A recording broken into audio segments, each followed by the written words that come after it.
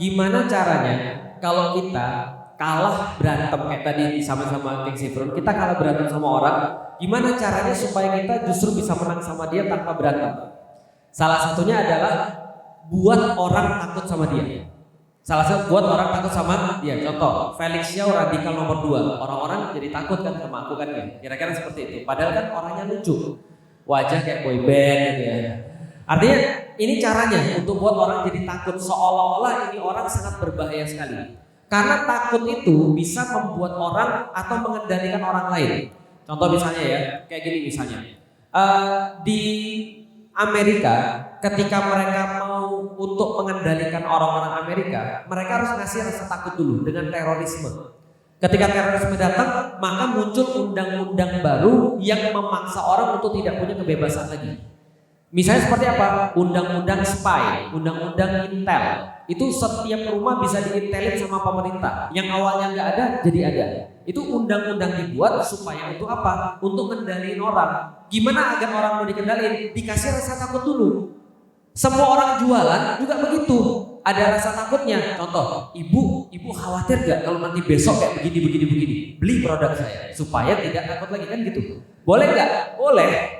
Tapi sebenarnya masalahnya adalah kalau rasa takut ini adalah sesuatu yang misinformasi, salah informasi, jadinya salah. Oke, mau lebih gampang lagi nih. Tadi ada datanya saya sudah baca 2024 karena Islamofobia meningkat. Bagi saya justru bagus. Artinya apa? Artinya mereka benar-benar merasa kita kuat. Karena mereka nggak bisa lawan kita, mereka buat orang lain takut dengan Islam. Tapi data yang lebih ngeri lagi adalah apa? Mau tahu? Nih, saya punya data. Tahu berapa banyak orang-orang yang masuk Islam setelah kasus Gaza? Setelah Oktober 2023. Ini ada datanya, dirilis sama dirilis sama Global Eyes. Jadi itu data mereka adalah orang yang masuk Islam semenjak Israel nyerang Gaza, atau bukan nyerang, membombardir dan genosida Gaza 4 kali lipat naik. Paham maksudnya 4 kali lipat? Jadi kalau andai kan ada setiap tahun di Eropa misalnya contoh 1 juta orang yang masuk Islam, berarti sekarang jadi berapa? Jadi 4 juta. 4 kali lipat orang masuk Islam. Padahal Islamofobia artinya apa? Orang jadi takut sama Islam. Tapi orang malah masuk. Bisa dipahami ya? Wa makaru wa makarallah. Mereka buat makar, Allah pun membuat makar. Wallahu khairul makirin. Dan selama-lamanya mereka tidak dapat menandingi makarnya Allah. Karena makar Allah adalah makar yang paling bagus. Artinya apa? Mereka berusaha memadamkan cahaya Allah, tapi Allah malah menyempurnakan cahayanya. Oke, berkaitan dengan yang pertama. Yang kedua, kita sudah tahu bahwasanya solusi untuk Palestina atau solusi untuk pendudukan penjajahan terhadap Palestina yaitu adalah memang jihad fisabilillah, dan kita udah ngasih tahu itu berkali-kali. Tapi kita harus bedakan antara ngasih tahu solusi dengan membimbing orang menuju pada solusi. Jadi pahami sampai di sini? Contoh, solusinya lapar apa? Makan. Tapi jangan ngomongin makanannya, nggak ada gunanya. Bro, lapar bro. Lapar, tahu nggak ayam lu enak banget. Serius, pernah makan pizza nggak? Pernah, belum. Lapar kan? Oh, nggak mungkin. Kita nggak bisa kenyang dengan ngomongin makanan. Paham ya maksudnya kan ya? Nah, sama orang lapar kita ngomongin makanan, ngamuk dia. Jelas sampai sini. Nah, tapi kalau kita kasih kita juga nggak bisa karena makanannya nggak ada. Maka kalau ada orang kita sudah kasih tahu, cukup sekali aja kasih tahu. Lapar itu solusinya makan, bukan ngamuk. Karena ngamuk tetap lapar. Bukan main bola, karena main bola tetap lapar. Bukan misalnya apa ya, nonton TV, karena nonton TV tetap juga lapar. Solusinya udah tahu nih sekarang makan, tahu, yes, selesai. Jangan ngomongin makan lagi, yuk cari makan. Apa kira-kira bisa dimakan? Oh, kayaknya Pak Noviar di belakang rumahnya ada ini deh, ada tanam singkong. Yuk datang ke tempat Pak Noviar, tanya Pak Noviar ada singkong atau enggak, bisa dicabut atau tidak. Kalau sudah bisa dicabut, jangan diomongin lagi makannya, kenyang enak loh, enggak gitu. Coba cari api, cari terus kemudian dibakar kayak direbus kayak, ayo berbuat sesuatu. Jadi jangan cuma ngomongin solusinya, kita semua udah tahu. semua orang dunia udah tahu bahwasanya Palestina itu bisa dibebaskan hanya dengan jihad fisabilillah. Karena semua orang di dunia sekarang ngerti bahwa nggak mungkin yang namanya diplomasi itu bisa dilakukan sama Israel. Nggak mungkin PBB bakal bisa kemudian nyelesain masalah, karena yang bikin masalah yang mereka. Nggak mungkin juga Amerika bisa nyelesain masalah. Kemarin malah pengen nambah masalah. Artinya adalah apa?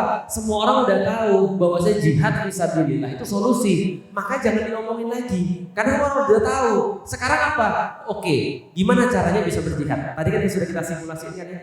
Umar bin Khattab berjihad, Salahuddin Al-Ayyubi berjihad, mereka mimpin pasukan. Pertanyaannya, sekarang kalau Felix yang ngomong, wahai kaum muslimin, tahukah Anda Salahuddin Al-Ayyubi itu berjihad membebaskan Palestina? Apakah sekarang Anda tidak mau memiliki kemuliaan yang sama? Dia bilang, siapa lu? Bisa dipahami ya? Sekarang yang harus kita lakukan adalah nyadarin setiap hati orang-orang ini, atau setiap orang-orang yang punya kekuatan, yang punya kekuasaan, sadarin bahwasanya mereka cuma hamba Allah. Hanya dengan itu orang mau bersatu. Hanya dengan itu Mesir, Suriah, Haramain itu mau bareng-bareng jadi muslim yang satu. Tapi masalahnya adalah sekarang umat muslim ini punya penyakit. Apa penyakitnya? Aku beda sama kamu. Bener gak? Sering banget kan saya omongin kan ya. Coba lihat di Indonesia. Ya Allah, kadang-kadang kita tuh mikir ya, kok bisa keluar kata-kata gini? Alhamdulillah ya, muslim di Indonesia itu adalah muslim yang paling mengikuti Rasulullah. Yang paling paling pure, paling murni Islamnya. Karena kita tuh Islamnya tuh senyum. Coba lihat di Suriah, lihat mereka berantem. Ya Allah, kok bisa jelekin orang lain?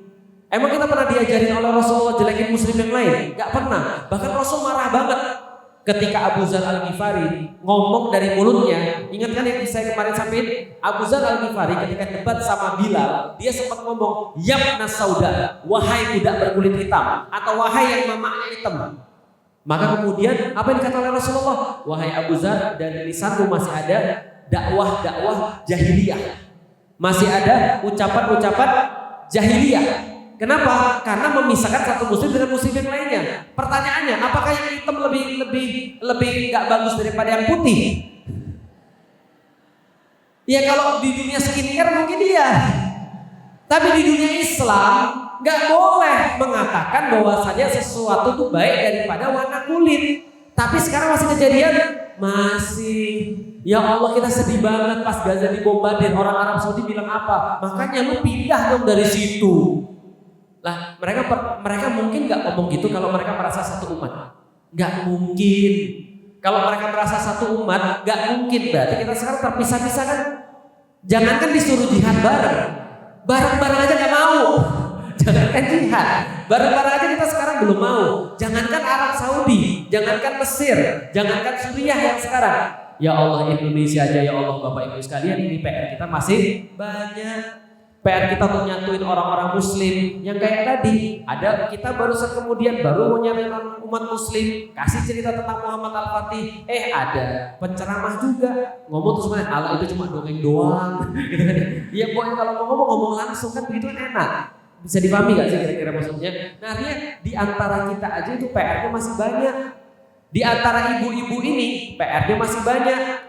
Apalagi ibu-ibu kan tukang bergeng-geng kan itu aja di kelompok ini kelompok ini. Saya beda sama dia. Kenapa? Karena bajunya kami itu ya seragamnya warna hijau gitu saja. Misalnya, gitu kan ya. Tapi insya Allah di Al-Mutakin enggak. Lihat aja Al-Mutakin, kita yakin di Al-Mutakin sudah jauh lebih baik. Karena kenapa? Kita terus-menerus menyampaikan, enggak ada gunanya kita jadi orang muslim kalau kita tuh mandang muslim yang lain itu jelek.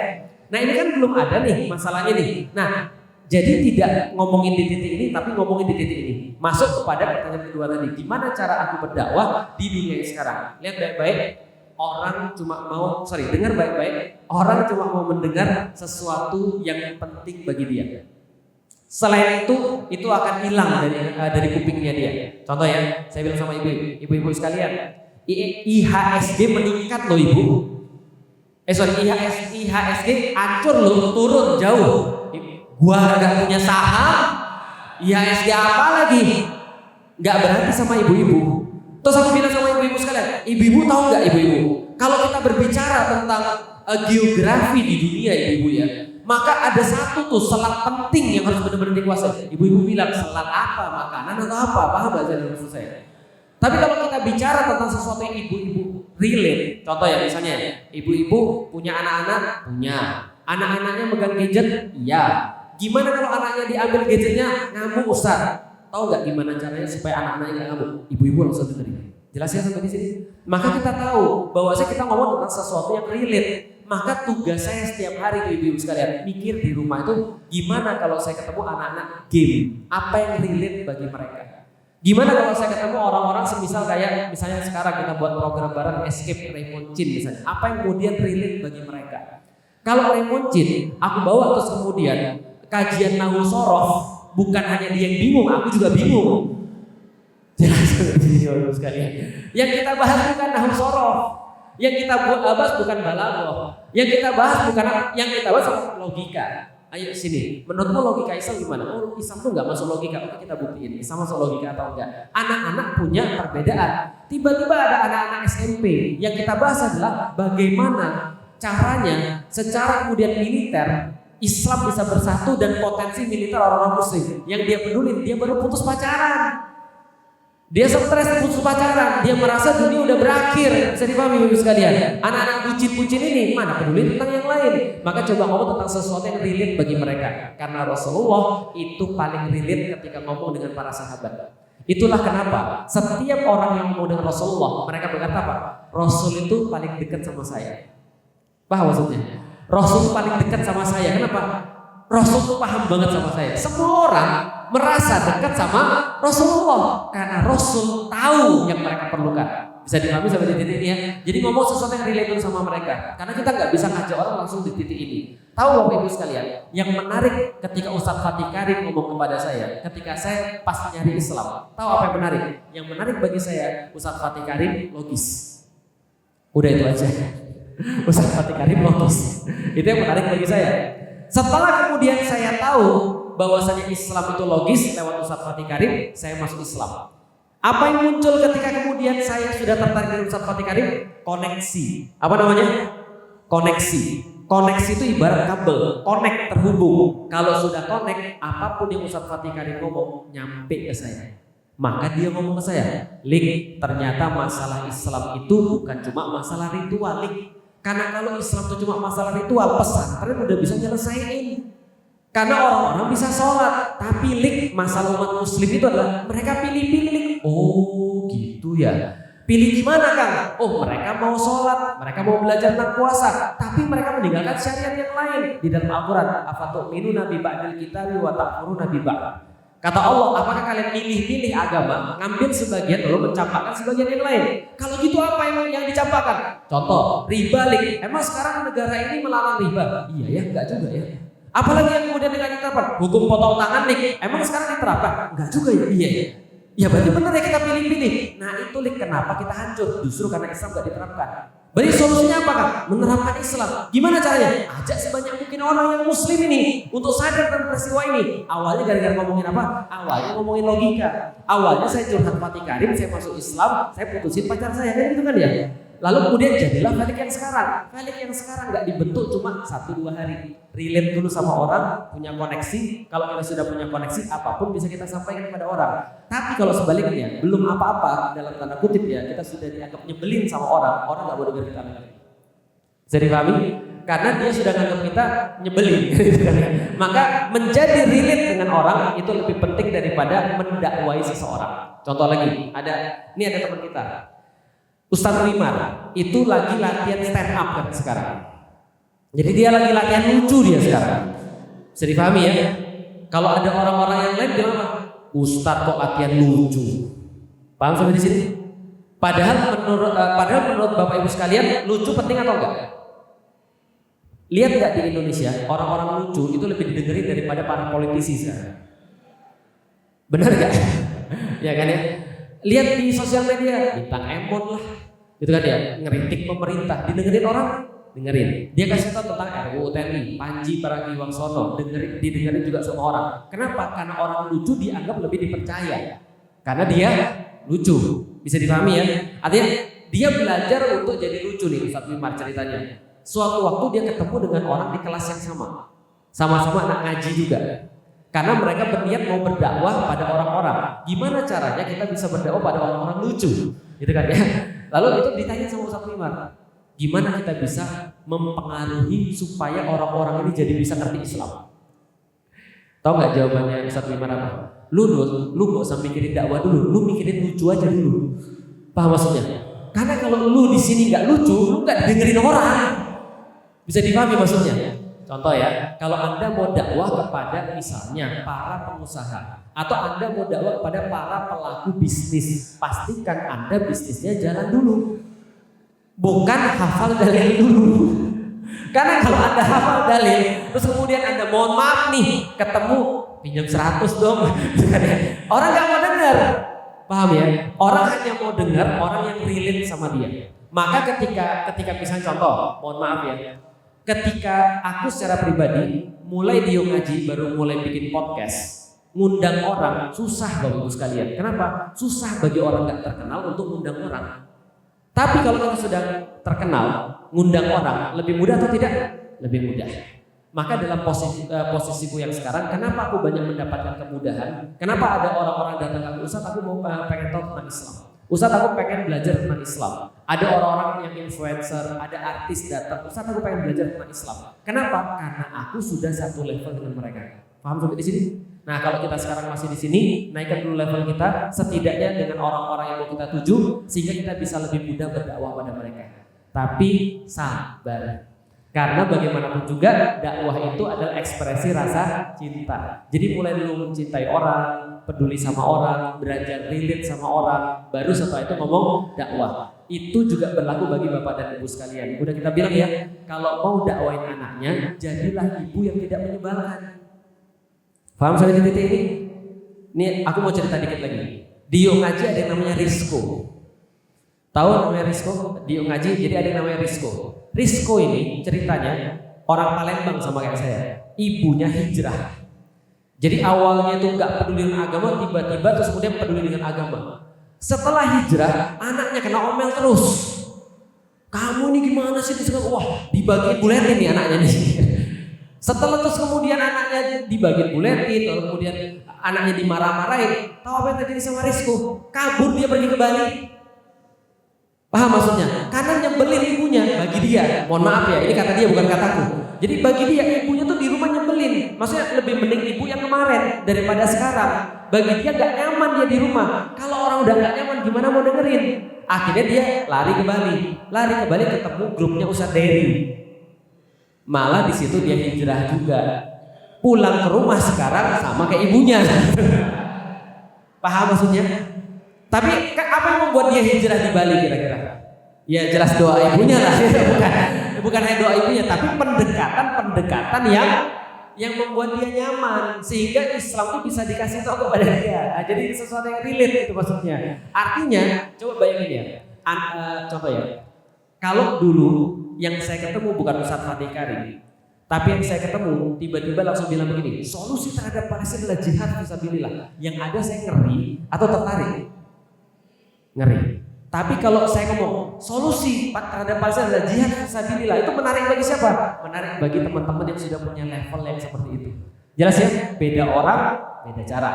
Karena semua manusia tidak sama. Untuk itulah kemudian para sahabat Rasul itu beda-beda. Gitu ya. Jadi tugas kita berkolaborasi. Yang sudah sampai di titik ini jangan rendahin yang masih di sini. Yang masih di sini sabar sampai bisa ke titik yang ini. Nah, itu adalah jawabannya. Silahkan kalau ada yang menjawab ya kira-kira ya. Jadi sabar-sabar aja, tetap dakwah sesuatu yang relate gitu. Oh, cara relate gimana?